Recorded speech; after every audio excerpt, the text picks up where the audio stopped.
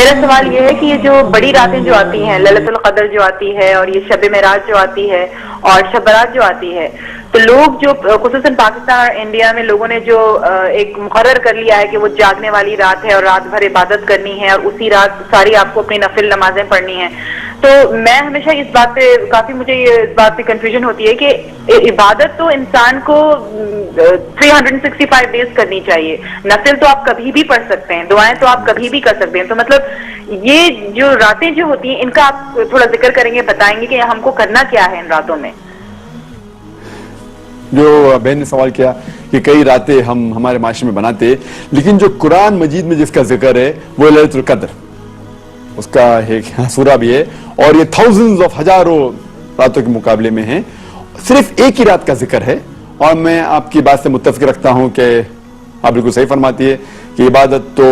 ہر روز کرنا چاہیے، سال کے ہر دن میں کرنا چاہیے، 365 ڈیز، لیکن خصوصاً کیونکہ یہ جو قرآن میں ذکر ہے کہ اس رات میں قرآن نازل ہوا تھا،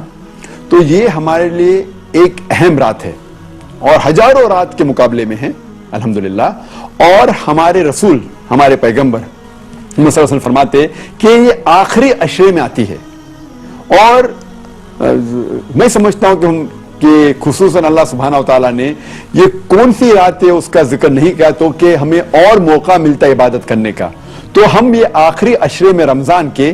آخری 10 دنوں میں خصوصاً کہتے ہیں کہ it should be alternate, it should be odd days، یا 21ویں رات ہو یا 23ویں یا 25ویں یا 27 یا 29ویں رات، ان ایک راتوں میں ہونا، اور کیونکہ ہمیں پتہ نہیں کہ رمضان کبھی ایک دن لیٹ شروع ہوتا ہے ایک دن پہلے شروع ہوتا ہے، تو اسی لیے ہم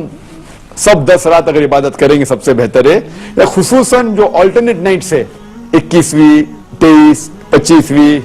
27 29، تو ہمیں موقع ملتا ہے اور عبادت کرنے کا، لیکن اس وقت آپ جو عبادت کریں گے آپ کا جو ثواب ہے وہ کئی زیادہ ہوگا، تو اسی لیے اللہ کے رسول نے کہا کہ ہمیں ڈھونڈنا چاہیے کہ یہ رات جو ہے آخری عشرے میں ہمیں ڈھونڈنا چاہیے تو کہ عبادت کرنے کا موقع ہے، اور عام طور پہ عبادت کرنے کا ثواب تو ملے گا، لیکن خصوصاً رمضان میں ثواب اور ملے گا، کیونکہ جیسے ہم جانتے ہیں کہ وہ شیطان اللہ سبحانہ وتعالیٰ شیطان کو قید کرے اور رکھتا ہے،